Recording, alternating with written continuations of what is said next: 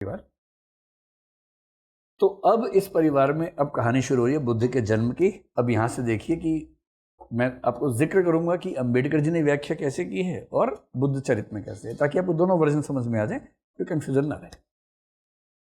और ये बुद्ध चरित्र ने बड़ा विस्तार में एक एक घटना का जिक्र किया। मैंने उन्हीं घटनाओं के हेडिंग्स यहाँ बना कर रख दी हैं। अंबेडकर जी ने भी ये सारी घटनाएं लिखी हैं, तो मैंने उन घटनाओं के हेडिंग वैसे के वैसे लगभग रख दी। तो एक त्योहार होता था जिसको बोलते थे आषाढ़ का त्योहार, वह एक महोत्सव होता था। लोग खूब रंग नृत्य संगीत ये सब चलता था। 7 दिनों का उत्सव था। तो 7 दिनों का उत्सव हुआ और सब लोग बहुत खुश थे। अंबेडकर साहब क्या करते हैं कि बहुत लॉजिकल, रैशनल और इहलौकिक किस्म की व्याख्याएं करते हैं जो समझ में आती हैं। और पारंपरिक पुस्तकों में क्या होता है कि वो कुछ ना कुछ दैवीय किए बिना मानते नहीं है। देखिए क्या होता है, हर धर्म की दिक्कत है। हर धर्म में जिसको ईश्वर का सम्मान मिलता है, जैसे जीसस क्राइस्ट है मान लीजिए, भारत में भगवान राम वगैरह हैं। अब ये सुन के अजीब सा लगता है कि इनके पिता ये थे, इनकी माता ये थी। जीसस क्राइस्ट के बारे में क्या कहानी चलती है कि जीसस क्राइस्ट के पिता भगवान थे। जोसेफ कौन था, मरियम कौन थी? तो ईश्वर ने मरियम की कोख में जीसस को स्थापित किया, बिना जैविक प्रक्रिया के किया। और कहीं कहीं तो बोलते हैं कि उनकी हथेली के माध्यम से स्थापित किया। तो जोसेफ कौन है? जोसेफ ईश्वर के पुत्र का रखवाला है। मरियम कौन है? वो ईश्वर के मतलब उस पुत्र की माँ नहीं है, बायोलॉजिकल मदर उस तरह से नहीं है, बस वो वाहिका है कि उसके माध्यम से जीसस का जन्म हुआ। ऐसा क्यों करते हैं सारे धर्मों के लोग? ताकि उनके धर्म के जो प्रमुख लोग हैं ना, वो मनुष्यों से बड़े दिखें। अगर ये दिखाएंगे सामान्य मनुष्य के रूप में जन्म हुआ, तो लगता है कि हम भी ऐसे ही हैं, ये भी ऐसे ही हैं, क्या अंतर हुआ भाई? कुछ खास दिखाने के लिए। आज के समय में तो सवाल उठ जाते हैं, साइंस का ज़माना है। उस ज़माने में तो क्या था ना कि ऐसी बातें होंगी तो भरोसा बढ़ेगा, चमत्कार की बात होगी तो उससे और विश्वास बढ़ता था। तो चमत्कारों की बातें लाने के लिए, इसलिए बुद्ध चरित्र में आपको चमत्कारों की बातें खूब मिलेंगी। ललित विस्तर तो और 4 किताब आगे निकल जाता है। तो अगर मैं बुद्ध चरित्र की कहानी के हिसाब से लिखूं, तो बुद्ध चरित्र में बड़ा सरल सा है। और सरल सा ये है कि देवताओं के लोक में ये तय हुआ कि अब बुद्ध बनने का समय आ गया है। एक बोधिसत्व हैं। बोधिसत्व कौन होता है? तो महायान की परंपरा में बोधिसत्व वो व्यक्ति है जो बुद्ध बनेगा, लेकिन बुद्ध बनने में लगभग 10 जन्म लग जाते हैं। और हर जन्म में एक भूमि पार करनी होती है। जैसे एक भूमि होती है उनकी धर्म मेधा है, एक साधुमति है, प्रमुदिता है, या मतलब ऐसे 10 भूमियों का जिक्र। एक विमला भूमि है नंबर 2 पे शायद। तो बोधिसत्व वो है जो बार बार जन्म ले रहा है ताकि अंततः बुद्ध बन जाए। आमतौर पर 10 जन्म के बाद बनता है। तो एक बोधिसत्व है जिसका 10वां जन्म आने वाला है, अंतिम जन्म आने वाला है, उसको बुद्ध बनना है। और बौद्ध धर्म में बुद्ध से बड़ी कोई बात नहीं। और ये बोधिसत्व वाली कल्पना महायान में है, हीनयान के लोग ऐसे नहीं मानते। तो एक बोधिसत्व स्वयं महामाया के गर्भ में आए, ये कल्पना है। कुछ कुछ ऐसी ही कल्पना ललित विस्तर में। वहां तो और बड़ी बात है कि बुद्ध खुद जो थे तुषिता स्वर्ग में थे। बौद्ध परंपरा में तुषिता स्वर्ग एक बड़ी ऊंची कल्पना मानी जाती है। उन्होंने खुद चुना कि अब मेरा समय आ गया है बुद्ध के रूप में अंतिम जन्म लेने का, तो मैं कहाँ जाऊंगा? तो उन्होंने खुद चुना कि मैं शुद्धोधन की पत्नी महामाया के गर्भ में जाऊंगा, और वो खुद वहां पर आए। अंबेडकर साहब ने कहा यार ये सब नहीं, आप थोड़ा रैशनल बात करो। तो उन्होंने ये कहा कि 7 दिन का उत्सव था। 7वें दिन जो पति पत्नी थे, उन पति पत्नी के बीच में प्रेम का संबंध कायम हुआ, जिसकी वजह से महामाया गर्भवती हुई। इतना सा एक वाक्य लिख के उन्होंने छोड़ दिया, क्योंकि आप धार्मिक लोगों के बारे में ज्यादा ऐसा लिखें तो चुभता है लोगों को, तो वो ज्यादा लिखना भी नहीं चाहिए। केवल एक सांकेतिक सा वाक्य लिख के उन्होंने छोड़ दिया कि उसके बाद इनके बीच में संयोग हुआ, इस तरह से बुद्ध गर्भ में आए। जिस दिन ऐसा हुआ उस दिन महामाया ने एक सपना देखा, और ये स्वप्न का जिक्र सब लोग करते हैं। स्वप्न ये देखा उन्होंने कि वो जब सोई हुई हैं, बहुत सारे देवता आके उनके जो पलंग है उसको उठा के ले गए हैं हिमालय पर्वत के पास, मानसरोवर के पास, और वो देवता बहुत खुश हैं। फिर बहुत सारी अप्सराएं आई हैं, उन अप्सराओं ने उनको स्नान करवाया मानसरोवर में और कहा कि एक बहुत बड़ी भूमिका निभाने के लिए आप संसार आपका इंतजार कर रहा है। और उन्होंने सपना देखा, और ये भी उनको कुछ समझ में आने लग गया था कि शायद उनका पुत्र ऐसा होने वाला है। ये बात उनको समझ में आ गई। सुबह उठी, महामाया ने शुद्धोदन से कहा कि देखिए जी, एक सपना देखा है और सपने में ऐसा ऐसा देखा। शुद्धोदन ने कहा मैं तो क्या ही समझ पाऊंगा। तो ऐसा करते हैं, जो स्वप्न की व्याख्या करने के एक्सपर्ट्स हैं उनको बुलाते हैं। ड्रीम इंटरप्रिटेशन तो आज तक दुविधा का मामला है ना, कि कोई सपना आया तो क्यों आया, उससे क्या निष्कर्ष निकलता है। सिगमंड फ्रॉइड ने अपनी आधी जिंदगी खर्च कर दी इसी मामले में, इंटरप्रिटेशन ऑफ ड्रीम्स नाम से किताब लिखी, और कई लोगों ने लिखी है। आज तक भी 100% तय नहीं हो पाया कि किसी सपने का क्या मतलब निकलता है। इतना ज़रूर है कि आजकल ये मानते हैं कि जब हम नींद में होते हैं तो नींद में एक स्लीप का नाम है REM, रैपिड आई मूवमेंट बोलते हैं उसको। जब आप सो रहे हैं और आपकी आंखों के जो अंडे हैं वो तेजी से ऐसे हिल रहे हैं, गहरी नींद होती है वो। डीप स्लीप से थोड़ी सी कम, लेकिन इतनी गहरी कि आप हिल नहीं सकते उस समय। हमें जब भी सपना आता है हम उस समय REM में होते हैं, रैपिड आई मूवमेंट वाले स्लीप में होते हैं। और सपने इसलिए आते हैं कि दिन भर जो जो घटनाएं घटी, उन मेमोरीज को परमानेंट मेमोरी में कन्वर्ट करने के लिए सपने आते हैं। सपने उसको रिवाइज करवा रहे होते हैं सांकेतिक तरीके से। आजकल न्यूरोसाइंस ऐसा मानती है, पर उस समय न्यूरोसाइंस नहीं थी, उस समय तो लोग व्याख्या करते थे धार्मिक तरीके से। तो 8 आचार्य बुलाए गए जो सपनों की व्याख्या करने में उस्ताद थे। रोचक बात है कि 8 में से एक का नाम राम था, एक का नाम लक्ष्मण था। वो राम लक्ष्मण नहीं, इससे पता लगता है कि विभिन्न धार्मिक परंपराएं आपस में कैसे कनेक्टेड होती है। इसमें राम का नाम भी आ रहा है, लक्ष्मण का नाम भी आ रहा है, और ये आचार्य बन के आए हैं। लेकिन ये वो राम लक्ष्मण नहीं है, ये कपिलवस्तु के आचार्य हैं। और इनको बताना है कि इस सपने की व्याख्या क्या है। तो 8 ने विचार विमर्श करके बताया कि राजन, इस सपने का मतलब बहुत ही खास है। इसका मतलब ये कि आपके यहाँ एक बहुत ही महान पुत्र होने वाला है, और वो महान पुत्र या तो बनेगा चक्रवर्ती सम्राट, और अगर नहीं बना चक्रवर्ती सम्राट तो बनेगा बहुत बड़ा साधु सन्यासी, और अगर बना बहुत बड़ा साधु सन्यासी तो वो बुद्ध बनकर पूरे संसार का कल्याण करेगा। अच्छा, लोग चाहते हैं कि संसार का कल्याण करने वाला पड़ोसी घर में पैदा हो। हमारे घर में तो राजा ही पैदा हो जाए, राजा बेटा बोलते हैं, सन्यासी बेटा कोई नहीं बोलता अपने बच्चों को, तो बोलते राजा बेटा पैदा हुआ है। तो शुद्धोदन थोड़ी टेंशन होनी शुरू हो गई, यार ये सेकंड वाला क्यों बोल दिया, पहले वाला ठीक था। चक्रवर्ती सम्राट। शुद्धोदन एकदम खाटी बाप जैसे होते हैं ना, वैसा आदमी है। उसकी पूरी जिंदगी इसी में खर्च होगी कि बेटा सन्यासी ना बने मेरा, और बेटा बन ही गया। उसने जिंदगी भर एक ही काम किया कि बेटा सन्यासी ना बने, पर होई सोई जो राम रचिया। तो वो तो जो होना था होना था। इस वाक्य से कौन सा दर्शन निकलता है? नियतिवाद, डिटर्मिनिज्म। होगा वही जो लिखा है, वही होगा, और कुछ नहीं होगा। तो ये घोषणा हो गई, लोग बहुत खुश हो गए। लोगों ने सेकंड सेंटेंस पे कम ध्यान दिया, पहले पे ज़्यादा ध्यान दिया। नगाड़े बजने लग गए, अरे वाह वाह वाह, चक्रवर्ती बेटा पैदा हुआ, अब तो बड़ा कमाल होगा। सब खुश है, शुद्धोदन को टेंशन हो रही थोड़ी थोड़ी। खैर, उससे सोचा कि चलो मैं देख लूंगा, कुछ ऐसा माहौल बनाऊंगा कि वो सन्यासी नहीं बन पाए। आदमी सोचता तो है ना, उसे भी सोचा। तो 10 महीने के बाद,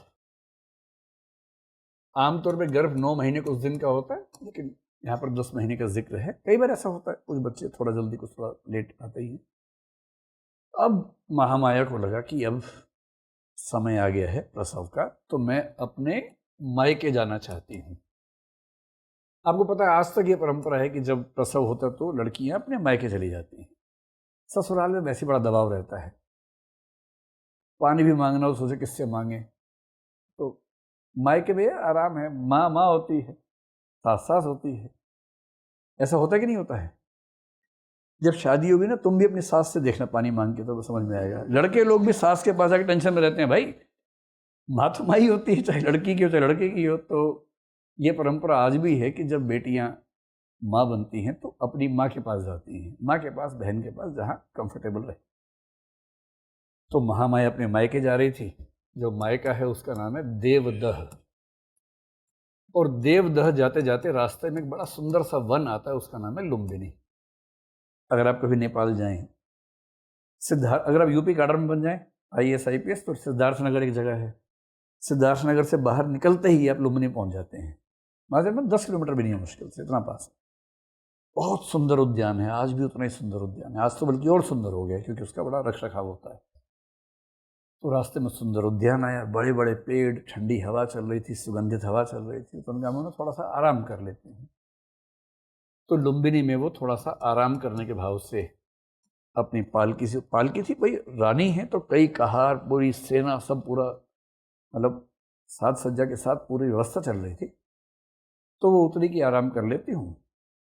और जब वो आराम कर रही है तो लोग थोड़ा दूर रहते हैं उस समय, ताकि वो डिस्टर्ब ना हो। तो वो एक साल के वृक्ष के पास खड़ी होके हवा और पक्षियों का कलरव उसका आनंद ले रही थी। उसी समय प्रसव पीड़ा उनको हुई और तुरंत इतनी तेजी से सब कुछ हुआ कि जिक्र है बुद्ध चरित्र वगैरह में कि उनको लेटने का मौका भी नहीं मिला और खड़े रहते हुए ही प्रसव हुआ और बुद्ध का जन्म हुआ। अब एक सामान्य बात है, प्रसव हुआ, और आज से कुछ साल पहले तक ऐसे ही होता था। महिलाएं अपने प्रसव को खुद ही मैनेज कर लेती थी। आज भी पशु पक्षियों में किसी गाय को प्रसव होगा तो ऐसा थोड़ा ना कि कोई डॉक्टरनी गाय आएगी उसको देखने के लिए, अपने आप ही होता है। मनुष्यों में 100-200 साल अगर छोड़ दें तो पहले ऐसे ही होता था, गरीब घरों में आज भी ऐसा होता है। तो बुद्ध का जन्म यहाँ हुआ। लेकिन बुद्ध चरित्र जैसी रचनाओं में जब तक थोड़ा सा उसमें वो न डालें, आध्यात्मिक टच ना करें, तो कैसे बात बनेगी। तो उसमें लिखा है कि इस प्रसव की खास बात यह थी कि इसमें बिल्कुल भी पीड़ा नहीं हुई। चलो यहां तक भी मान लीजिए ऐसा हो सकता है, कोई बड़ी बात नहीं है ना। ललित विस्तर वाला, उसका लेखक कौन है पता नहीं, अज्ञात है। वो और आगे बढ़ गया। उसने कहा कि जैसे बुद्ध का जन्म हुआ वो 7 कदम चले। तो 7 कदम चले, 7 कदम चलने का मतलब क्या है, ये संकेत किया कि ये मेरा आखिरी जन्म है। ये ललित विस्तर में है। ललित विस्तर सूत्र पूरा नाम है रचना का। और जो सामान्य वर्णन मिलता है डॉक्टर अम्बेडकर के, वो ये है कि जन्म ऐसे ऐसे हुआ, इस पोजीशन में हुआ, पीड़ा नहीं हुई, यहां तक ठीक है। ये बात आपको मिलती है बुद्ध चरित्र में। इसके बाद शुद्धोधन जी की टेंशन शुरू होती है बढ़िया से। हिमालय में एक आचार्य थे, आचार्य असित, बड़े आचार्य थे। उन्होंने देखा कि देवता लोग बड़े खुश दिख रहे हैं, पता नहीं क्या हो गया। तो पता लगा कि धरती पर कुछ हुआ है। तो उन्होंने धरती पर निगाह फिराई तो जम्बू द्वीप में उनको एक घर में खुशियां दिखी। पुरानी कथाओं में ऐसे लिखा था ना, जम्बू द्वीप में उनको एक घर में खुशियां देखी। वो घर किसका था? कपिल वस्तु के राजा शुद्धोधन के घर में खुशियां थी। और देवता लोग पुष्प बरसा रहे थे, तो उनको जिज्ञासा हुई जानने की। उन्होंने पता किया कि ऐसी घोषणा हुई है कि एक बालक का जन्म हुआ है और भविष्यवाणी ये है कि या तो ये बच्चा बनेगा चक्रवर्ती राजा या ये बनेगा बुद्ध और संसार का कल्याण करेगा। तो जिज्ञासा में ये पहुंच गए कपिल वस्तु कि मैं भी देखूं जरा, देवता लोग बहुत दिन बाद इतने प्रसन्न दिख रहे हैं, कुछ तो खास बात हुई है। जैसे ही पता लगा राजा को कि भाई आचार्य असित आए हैं, आचार्य असित, बहुत बड़ी बात हो गई। ये वैसे ही है कि आपके घर में कोई नौक करे कि ओशो रजनीश मिलने के लिए, तो क्या हाल होगा आपका उस समय। कुछ कुछ वैसा स्टेटस था उनका। तो सब बड़े खुश हुए, बच्चे को दिखाया, उन्होंने बच्चे को गोदी में उठाया, उसका हाथ देखा और उनको रियलाइज हो गया कि जो घोषणा की गई है झूठ की गई है, क्योंकि ये बच्चा चक्रवर्ती सम्राट नहीं बनेगा। इसके अंदर महापुरुष बनने के 32 लक्षण हैं। और उनकी व्याख्या के हिसाब से 32 लक्षण जब होते हैं तो वो सम्राट वम्राट तो छोटी चीज है, ये उससे बड़ी चीज है। और वो समझ गए कि घोषणा का दूसरा हिस्सा ही सही है कि ये बनेगा बहुत बड़ा साधु सन्यासी, ये बनेगा बुद्ध। और जैसे ही उनको ये रियलाइज हुआ वो फूट फूट कर रोने लगे। आप सोचेंगे ये क्या बात हुई, ये तो खुश होने की बात थी। फूट फूट कर रोने लगे। शुद्धोधन घबरा गए कि मुझसे कोई गलती तो नहीं हो गई। उनका जी क्या हुआ, पानी वानी पिलाया, क्या हुआ? बोले नहीं नहीं आपने कुछ नहीं किया, मुझे दुख ये है, ये बच्चा इतना महान है, कई 100 साल में इतना महान बच्चा पैदा होता है, दुख ये है कि मेरे पास जीवन बहुत कम बचा है, मैं देख नहीं पाऊंगा जब ये दुनिया में अपना आध्यात्मिक साम्राज्य स्थापित करेगा। जब दुनिया इसके कदमों को चूमेगी वो दृश्य देखने के लिए मैं जिंदा नहीं रहूंगा। मैं इस बात से दुखी होकर रो रहा हूं, कोई दूसरी बात नहीं है। सब बड़े खुश हुए, एक आदमी टेंशन में आ गया। कौन टेंशन में आ गया? भाई उसको लग रहा नहीं यार, इससे तो आईएएस बनाना है, कलेक्टर बनाना है या राजा बनाना है। भाई उस समय का राजा आज का कलेक्टर एक ही बात तो हुई, वो भी जिला संभालता था, आप भी जिला संभालते हैं, जनपद ही तो तो आप शुरू में जनपद संभालेंगे, मतलब शुरू में जन संभालेंगे, 7-8 साल में जनपद संभालने लगेंगे, 14 साल बाद महाजनपद संभालेंगे, उसके बाद आर्यावर्त संभालेंगे, तो आप कम छोड़ना। खैर अब बच्चा हो गया है, पता लग गया है। 5वें दिन जन्मोत्सव हुआ। इनका नाम रखना था तो नाम निकला सिद्धार्थ। गोत्र था गौतम, तो पूरा नाम क्या बन गया? सिद्धार्थ गौतम। और इंटरेस्टिंग बात है, बुद्ध चरित्र के हिसाब से इस बालक का नाम सिद्धार्थ गौतम नहीं था, क्या था? सर्वार्थ सिद्ध। जो सभी के हितों को सिद्ध करने वाला हो, वहां सर्वार्थ सिद्ध नाम इसका है।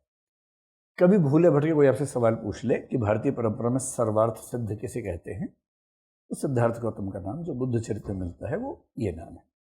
लेकिन बाकी सभी सोर्सेज में सिद्धार्थ गौतम नाम इसका पड़ा और सबने सिद्धार्थ कहना शुरू किया। बहुत जम के उत्सव हुआ, पूरा कपिल वस्तु नाच नाच के परेशान हो गया, ऐसा उत्सव किया गया। और उसके ठीक 2 दिन बाद उनकी मां की मृत्यु हो गई। बच्चे के जन्म के 7वें दिन।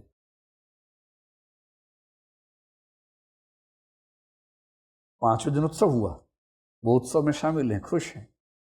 अचानक तबीयत बिगड़ी, इतनी बिगड़ी कि उनको 7वें दिन रियलाइज हुआ कि आज मेरे जीवन का आखिरी दिन है। और उन्होंने क्या किया? अपने पति शुद्धोदन और महाप्रजापति, यानी कि कौन? अपनी बड़ी बहन, इन दोनों को बुलाया और कहा कि देखो, मैं वो दिन देखने के लिए जिंदा नहीं रहूंगी जब मेरा बेटा इतना महान बनेगा। मुझे बहुत दुख है पर मेरी स्थिति ऐसी है नहीं। तो महाप्रजापति, मैं जानती हूं कि तुम मेरे बच्चे को मुझसे ज्यादा प्रेम करती हो और ये मैं जिम्मेदारी तुम्हें सौंप के जा रही हूं कि आप दोनों इससे ध्यान रखना। और ये कह के उसकी मृत्यु हो गई। बुद्ध चरित्र में थोड़ा सा इसको अलग तरीके से लिखा गया है। उसमें कहते हैं कि मेरा बेटा इतना महान है, इस हर्ष को वो संभाल नहीं पाई, उस हर्षातिरेक में उसका स्वास्थ्य ऐसा बिगड़ा कि जीवन लीला समाप्त हो गई। जो भी वजह रही, पर सभी ग्रंथों में एक सहमति है कि 7वें दिन महामाया की मृत्यु हुई और ये बच्चा 7वें ही दिन एक सेंस में अनाथ हो गया है। उसकी माँ उसके पास नहीं, ठीक है उसकी माँ की बहन है, मौसी है, जो कि उसकी सेकंड मदर भी है, लेकिन हाँ, जिस माँ ने जन्म दिया उस माँ की मृत्यु 7वें दिन हो गई। अभी बच्चा थोड़ा बड़ा हुआ है, खेलने कूदने लगा है, तो इसके जो बेस्ट फ्रेंड्स हैं, ये बेस्ट फ्रेंड्स के नाम लिखे हुए हैं। इन सब का नाम पहले बता चुका हूँ मैं आपको। अब आपको इनके पापाओं का नाम बताना है, ये मम्मियों का नाम बताना है। तो बताओ, नंद के पेरेंट्स कौन हैं? शुद्धोदन और महाप्रजापति, ये इनका पुत्र है नंद। आनंद कौन है? अमितोदन का पुत्र है। वही पेज निकालो जहां लिखा था, और जब मैं पूछूं तब नजर ऊपर रखो, उसके पहले पढ़ लो। तो शुद्धोदन के छोटे भाई अमितोदन के पुत्र का नाम क्या था? आनंद। खलनायक कौन है? देवदत्त है खलनायक। किसका पुत्र है? अमिता का पुत्र है। और अमिता कौन है? शुद्धोधन की छोटी बहन है। तो बुद्ध का बुएरा भाई या फुफेरा भाई जो है वो ही खलनायक है, देवदत्त। महानाम और अनिरुद्ध एक दूसरे के क्या लगते हैं? भाई, मतलब एक ही घर के बच्चे हैं। इन दोनों के पापा का एक ही नाम है, मम्मी का भी एक ही नाम है। वो नाम क्या है? शुक्लोधन। तो बुद्ध के बचपन के जो संगी साथी हैं वो ये सब लोग हैं। देवदत्त भी शुरू में अच्छा दोस्त है। इससे झगड़ा होने वाला है, अभी 5 मिनट के बाद झगड़ा होने वाला है। और वो झगड़ा 72 की उम्र तक चलने वाला है। 8-9 की उम्र में शुरू होगा, 72 की उम्र में खत्म होगा। खत्म तो उसके बाद भी नहीं होगा, देवदत्त ही खत्म हो जाएगा उसके बाद। झगड़ा खत्म नहीं हुआ, देवदत्त खत्म हुआ। अब इसके बाद ये हुआ कि भाई बच्चा पढ़ेगा भी तो सही। तो 8 साल की उम्र में इसकी पढ़ाई शुरू हुई। आपको ईर्ष्या हो सकती है कि हमें तो 3 में धकेल दिया था स्कूल में और ये 8 साल तक मौज करता रहे घर के अंदर। आपको 3 में धकेल दिया वो स्कूल में। आजकल दिल्ली में 2 में धकेल देते हैं कि जाओ प्ले स्कूल में जाओ। तो इनका 8 साल में अध्ययन शुरू हुआ। अध्ययन शुरू कैसे हुआ? सबसे पहले वही 8 आचार्य बुलाए गए जिन्होंने घोषणा की थी। इनमें से 2 नाम कौन कौन से थे? और भी थे, एक का नाम ही मंत्री था एक का नाम था मंत्री। जैसे मैं एक बार गांव में गया, पता लगा कि बच्चे का नाम है कलेक्टर। तो मैंने कहा बेटा क्या बनना है? बोले बनना क्या, हम तो कलेक्टर हैं ही। ये भी सही, कलेक्टर बनना है तो नाम ही रख दो कलेक्टर। और अब जो भी जिंदगी में बोलेगा उसको बोले अरे कलेक्टर साहब आ रहे हैं इतना अच्छा लगता है। तो खैर 8 आचार्य, इनको कहा कि अब बेसिक एजुकेशन जो मोटी मोटी बातें वो सिखा दो। जब उस लेवल से आगे बढ़ा तो एक आचार्य को बुलाया गया जिनका नाम था आचार्य सब्बमित्र, यानी कि सर्वमित्र से पाली में हो गया सब्बमित्र। उदिच्य देश से इनको बुलाया गया, बड़े प्रकांड आदमी थे। सब्बमित्र जैसे कहा कि आप इनको भाषा का ज्ञान दीजिए, व्याकरण का ज्ञान दीजिए, इसके अलावा वेद का, वेदांग का और उपनिषद का ज्ञान दीजिए। तो ये बच्चा बहुत कम उम्र में इन सब चीज़ों का एक्सपर्ट हो चुका है। उसको भाषा, व्याकरण, वेद, वेदांग, उपनिषद सब। अच्छा, उस समय के लोग बोलते थे कंठस्थ कर लिए। कंठस्थ कोई अच्छी बात थोड़ा ना, याद कर लिया, समझना चाहिए ना। तो जहाँ तक इनके बारे में हम सोचते हैं, इनको समझ में भी सब चीज़ें आ चुकी थी बहुत कम उम्र में ही। फिर उसके बाद हुआ टीचर नंबर 3। तब इनके पिता ने कहा कि अब थोड़ा और एक्सपर्टीज से काम करवाते हैं। तो उन्होंने आचार्य भारद्वाज से निवेदन किया। अब अगर मैं आपसे पूछूं ये कौन है? आचार्य भारद्वाज हैं आलार कलाम के शिष्य और सांख्य दर्शन के आचार्य, जो कपिल वस्तु में ही रहते थे। आचार्य भारद्वाज ने गौतम बुद्ध को जो सिखाया, या सिद्धार्थ गौतम को जो सिखाया, वो सिखाया सांख्य और योग। और इसमें मुख्य रूप से ध्यान करना सिखाया, समाधि करनी सिखाई, आसन करना सिखाया, जिसको अष्टांग योग कहते हैं, उसके हिस्से सिखाए। दर्शन कम सिखाया, ज़्यादा सिखाया कि ध्यान कैसे करते हैं, समाधि कैसे करते हैं, चित्त को एकाग्र कैसे करते हैं, वो सब सिखाया। अब ये बच्चा बचपन में चित्त को एकाग्र भी कर लेता है, मेडिटेशन भी कर लेता है, वेद उपनिषद पढ़े ही हुए हैं। फिर बाप को याद आया कि पहले सन्यासी की घोषणा है, सारा सन्यास वाले चल रहा है तो मामला। तो शुद्धोधन ने कहा हटाओ इन सब चीज़ों, चलो चलो सैनिक स्कूल जाओ। तो फिर सैन्य विद्या के लिए भेजा गया। और सैन्य विद्या में जो एक क्षत्रिय बच्चे के लिए या सैन्य परिवार के बच्चे के लिए ज़रूरी था, तलवार चलाना, भाला चलाना, तीर कमान चलाना, वो सब सिखाया गया। और इस बच्चे ने सैन्य विद्या में भी ज़बरदस्त महारत हासिल कर ली बहुत कम समय में, ऐसा जिक्र मिलता सारी किताबों में। सोच के देखो कैसा बच्चा रहा होगा। 12-15 की उम्र में तीर चलवा लो, तलवार चलवा लो, भाला चलवा लो, त्रिशूल चलवा लो। फिर आप उपनिषद की बात करो तो गहरी बात कर रहा है। आपको ध्यान करो, ध्यान में डूब गया, 1 घंटे तक मेडिटेशन में चला गया है ऐसा बच्चा। भाषा पूरी आती है, व्याकरण पूरा आता है, संधि समास पूछो वो भी सारे आते हैं सोच के देखिए। पर वो ऐसा होता है, कुछ परिवारों में बच्चों की शिक्षा पे बड़ी मेहनत की जाती है। पर शुद्धोदन की चिंता क्या है, इस बच्चे का स्वभाव ऐसा है, करुणा से भरा हुआ, इतना कारुणिक स्वभाव है, इतना करुणा या कंपैशन से भरा हुआ है कि कई घटनाएं ऐसी घट रही हैं जिनसे संकेत मिल रहा है कि आगे क्या होने वाला है। जैसे क्या संकेत मिल रहा है? भाई क्षत्रिय बच्चा है, बाकी क्षत्रिय बच्चे क्या बोलते हैं, आज हम शिकार पे चलेंगे, तीर कमान तलवार ले भाला ले, आप शिकार पे चलेंगे, चलो चलो सब शिकार पे चलो। इससे कहते चलो गौतम चलो, ठीक है तुम लोग जाओ। वो कह रहे तुम यार डरपोक हो क्या, शेर चीते से घबराहट होती है तुमको? बुद्ध कह रहे तुमने कितने शेर मारे मैंने देखे हुए हैं, तुम शेर चीता मारूंगा ये बोल के जब जाते हो हमेशा खरगोश मार के आते हो या हिरण मार के आते हो। तो मुझे रुचि है नहीं इन सब चीज़ों में, इन सब हिंसाओं में रुचि नहीं। तो वो कहते हैं अरे ठीक है तुम मत मारना, दोस्तों का निशाना तो देखो। तो बोलते थे कि मुझे निरीह प्राणियों की हत्या का गवाह बनने में कोई रुचि नहीं। तुम्हें हत्याएं अच्छी लगती हैं, हत्याएं करो, मुझे रुचि नहीं है इस चीज। ये बात शुद्धोधन सुनता था, टेंशन में होता था कि अरे भाई क्षत्रिय के बच्चे हो, थोड़ा प्रैक्टिस तो करके आओ। एक दिन उसकी माँ ने यानी कि मौसी ने यानी कि महाप्रजापति ने अपने पुत्र से कहा, मैंने सिद्धार्थ से कहा कि देखो तुम क्षत्रिय वंश के व्यक्ति हो, राजसी परिवार से हो, कल को तुम्हें सत्ता संभालनी होगी, युद्ध करना होगा, तो युद्ध में ज्ञान काम नहीं आता है, युद्ध में हिंसा ही करनी होती है। और क्योंकि मनुष्यों पर हिंसा नहीं कर सकते तो प्रैक्टिस के लिए शिकार करना पड़ता है, ट्रेनिंग कहाँ से मिलेगी? तो शिकार पे जाना चाहिए, हिंसा करनी चाहिए। इसने कहा क्षत्रिय को हिंसा करनी चाहिए, ऐसा नियम क्यों है? अरे जब युद्ध होगा तो कैसे संभालोगे?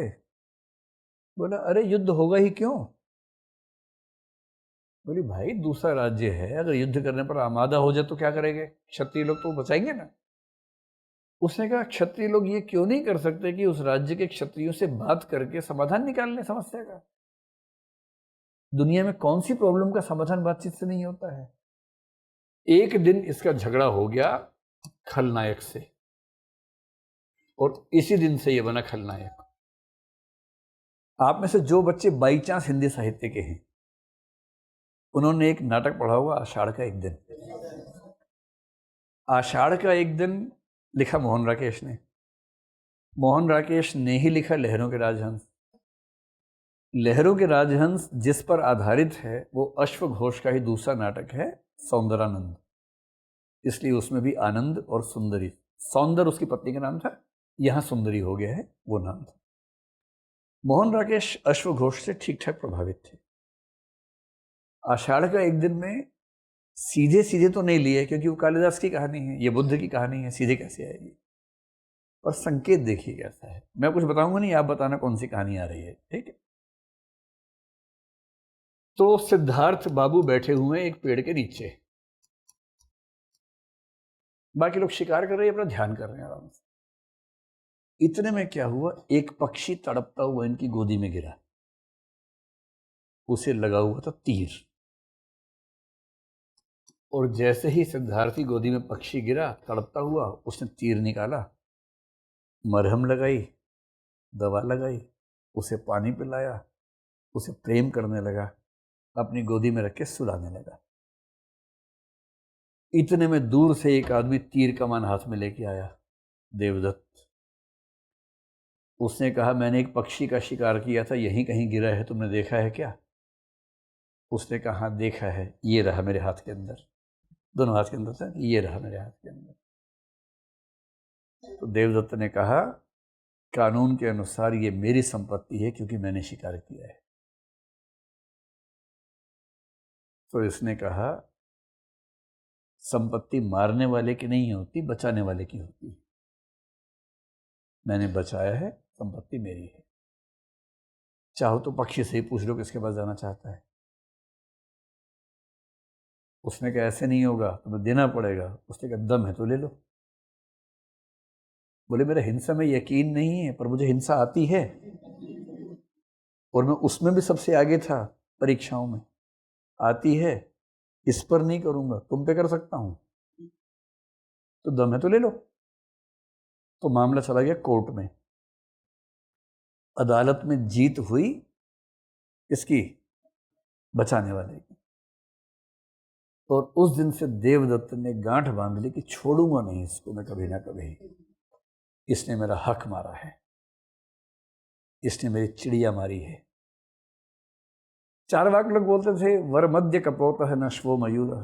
आज जो कबूतर हाथ आया है तुरंत निपटाओ, कल मोर मिलेगा, इस चक्कर में आज कबूतर मत छोड़ो। जमाना वो चल रहा था और बुद्ध अपने अलग तरीके से चल रहे थे।